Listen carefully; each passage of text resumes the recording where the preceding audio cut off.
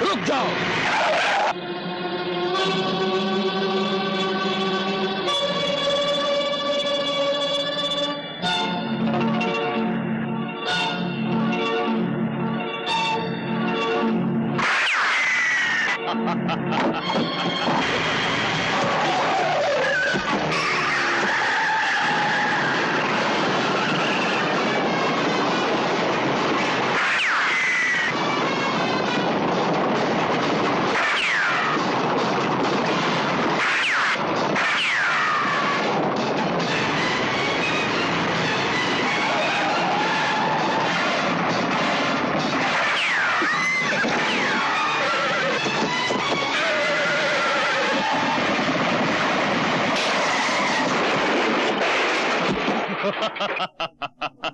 ले चलो।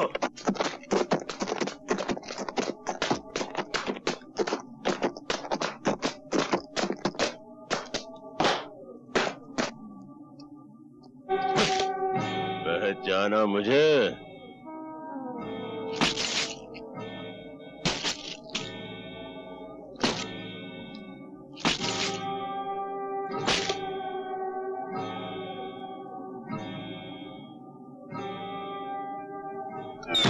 अपनी मौत को सामने देखकर भी नहीं पहचानते?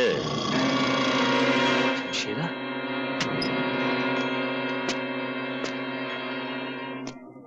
मैंने तुम्हारा दिया हुआ यह जख्म अपने सर आंखों पर रखा है।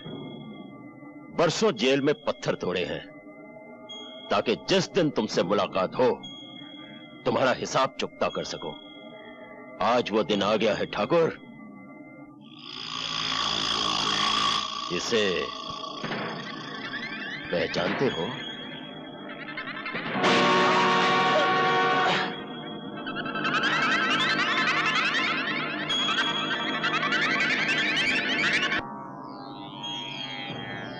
ये खड्डा मैंने तुम्हारे लिए ही खोद कर रखा है।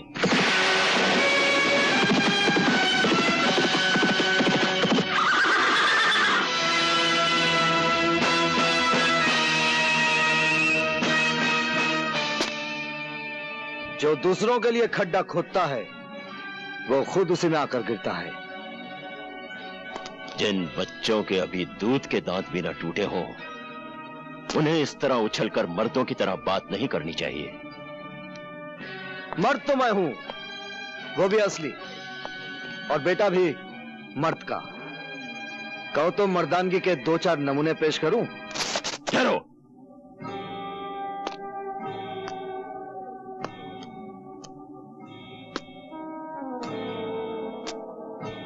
लगता है कि तुम्हें पहले कहीं देखा है। हाँ, जरूर देखा होगा।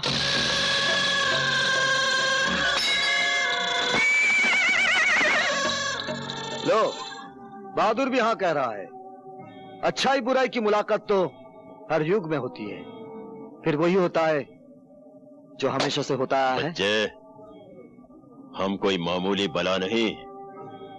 जहां बुराई खत्म होती है हम वहां से शुरू होते हैं। अगर तुमने मां के पेट में ही सुन लिया होता कि हमारा नाम राजा शमशेर सिंह उर्फ शमशेरा है तो शायद तुम पैदा होने से ही इनकार कर देते। फिर तो गया खड्डे में। क्या मतलब? मुलाकात तो होनी ही थी। विधाता के लिखे को कौन मिटा सकता है? रावण था तो राम थे, कंस था तो कृष्ण थे, दुर्योधन था तो धर्मपुत्र थे, राजा है तो रवि है। थोड़ी देर में दुनिया कहेगी कि रवि था और राजा है। हमने बड़े बड़े कर्मवीर देखे, धर्मवीर देखे, परमवीर देखे, शूरवीर देखे, लेकिन शब्दवीर पहली बार देखा। हमने भी बड़े बड़े राजा देखे। गलियों का राजा देखा, सड़कों का राजा देखा, भिखारियों का राजा देखा, लेकिन आज पहली बार कब्रिस्तान का काना राजा देख रहा हूं। देखो मिस्टर कान्या, मारा मारी से पहले एक शर्त है। जो खड्डे में पहली बार गिरेगा वो अपने हाथों से मिट्टी समेट कर अपने आप को दफन कर लेगा। मंजूर? मुझे मंजूर है।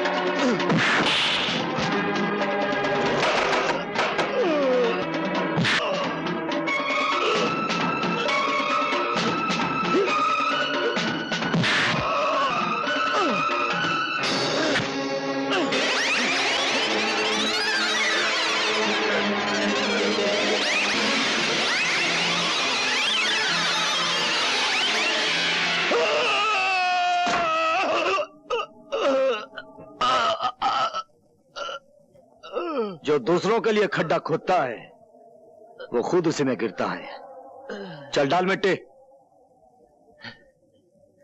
बेटा, इसे माफ कर दो। चल, आज तुझे माफ किया, ये तेरी पहली गलती थी। और एक बात सुन ले, अगर बुराई तेरा कर्म है तो अच्छाई मेरा परम धर्म है।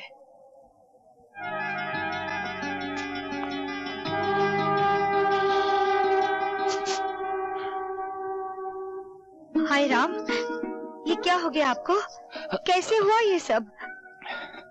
जिंदा पहुंच गया तुम्हारे पास। भगवान का शुक्र करो सावित्री। शमशेरा तो आ ही गया था आज, अपनी आंख का मेरी जान से बदला चुकाने।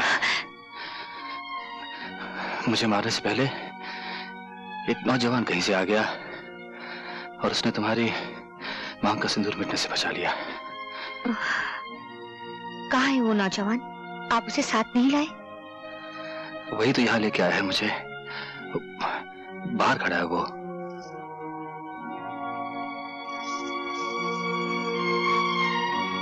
भगवान तुम्हें बहुत कमियां भी दी बेटा। मैं तुम्हारी झोली सोने चांदी से भर दूंगी।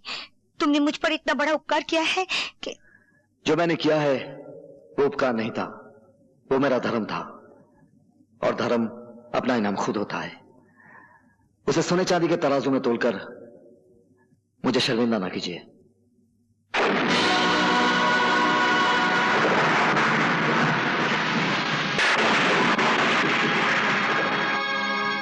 मैं चलता हूं। उनकी देखभाल के लिए किसी डॉक्टर को बुला लीजिए।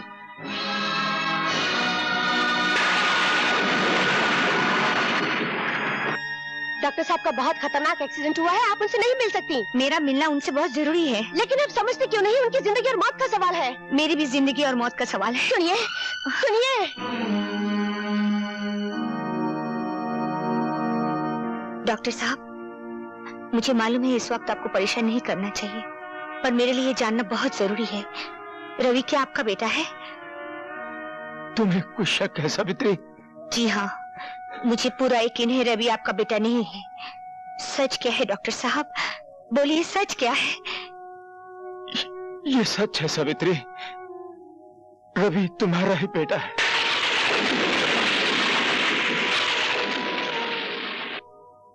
मगर अब इस सच्चाई को मेरे साथ ही मर जाने दो, नहीं तो तुम्हारे हरे भरे घर में आग लग सकती है। डॉक्टर साहब, डॉक्टर साहब, डॉक्टर साहब।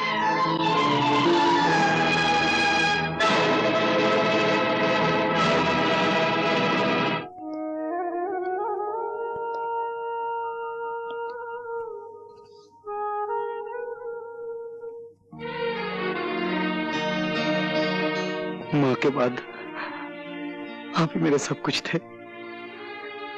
हम मुझे छोड़कर चले गए। मैं अनाथ हो गया पिताजी, मैं अनाथ हो गया।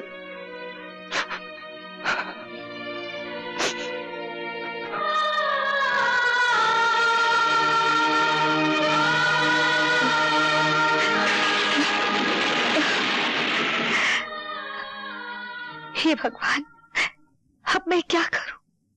पति पत्नी के जीवन की इमारत सिर्फ विश्वास की बुनियाद पे खड़ी होती है। सावित्री, जिस दिन प्रेम को पता चल गया कि तुम उसके विश्वास की आंखों में धूल झोंकती रही हो, तो इस इमारत को गिरने से कौन बचा सकेगा?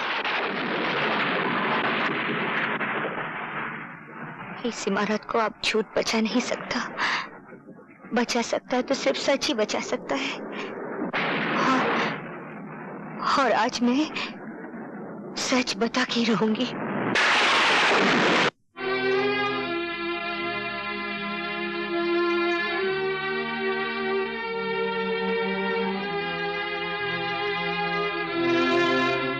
क्या बात है सावित्री? बात कुछ ऐसी है जो मैं ना कह सकी तो मेरा दिल अंदर ही अंदर घुट कर मर जाएगा। मैं आपसे सब... मैं जानता हूं तुम क्या कहना चाहती हो।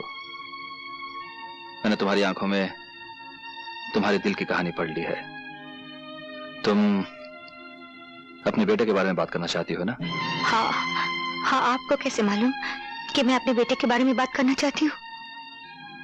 सावित्री, मैंने जिंदगी के कितने साल गुजारे हैं तुम्हारे साथ, दुख सुख बांटे हैं। तुम्हारी जिंदगी का ऐसा कौन सा कोना है जो मुझसे छुपा है एक कोना जिसमें आज तक अपने... मैं वो कोना भी जानता हूं। उसका नाम है रवि। रवि?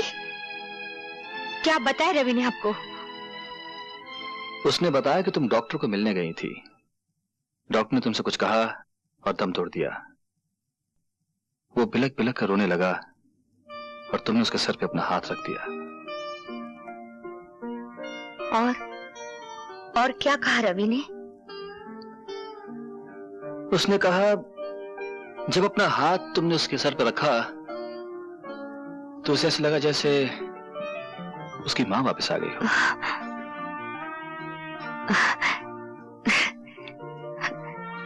बेचारा, उसने मां को जाना ही नहीं, फिर भी मां से कितना प्यार करता है। डॉक्टर साहब के चले जाने के बाद वो अकेला हो गया है। मैंने उसे कहा वो हमारे घर आ जाए। मुझे विश्वास है तुम उसे मां का प्यार दोगी। मैं उसे घर ले आऊं? हाँ, घर? नहीं। क्यों, क्या बात है? मेरा मतलब है कि मैं...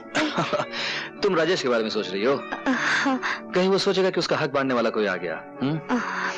कोई बात नहीं, रवि हमारे गेस्ट हाउस में ठहर जाएगा, ठीक है?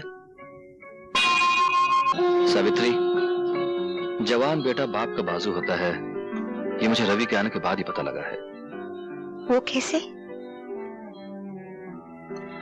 जब से रवि ने हमारा कारोबार संभाला है, हर काम में उसकी समझ, मजदूरों से काम लेने का ढंग, ये सब बताता है कि वो हमारे कारोबार को हमसे बेहतर समझता है। चलो अच्छा हुआ, कोई तो आपका हाथ बटाने वाला मिल गया। मैं तो चाहता था कि तुम्हारा लाडला राजेश एक बार रवि से मिल तो लेता, लेकिन उससे अपनी अयाशी से फुर्सत ही कहाँ है।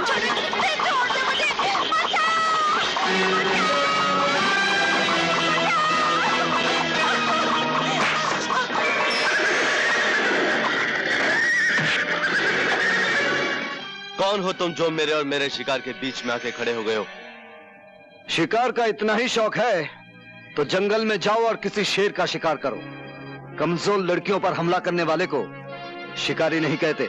मालूम होता तुम्हारे मुंह में जो जबान है जरूरत से ज्यादा लंबी है, उसे काट के छोटी करनी पड़ेगी। मेरी जबान काटने से पहले मेरे हाथ की लंबाई तो देख ले।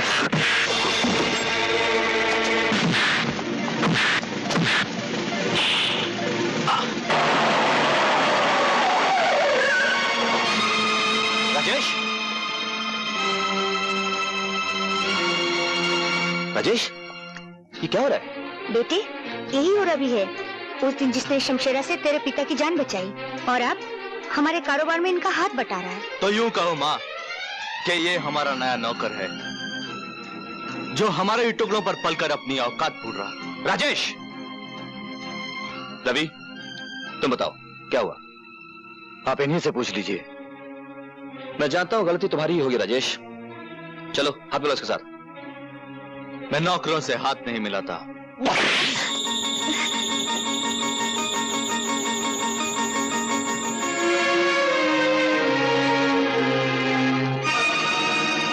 ये क्या किया आपने? जवान बेटे पर हाथ उठाया? हाँ।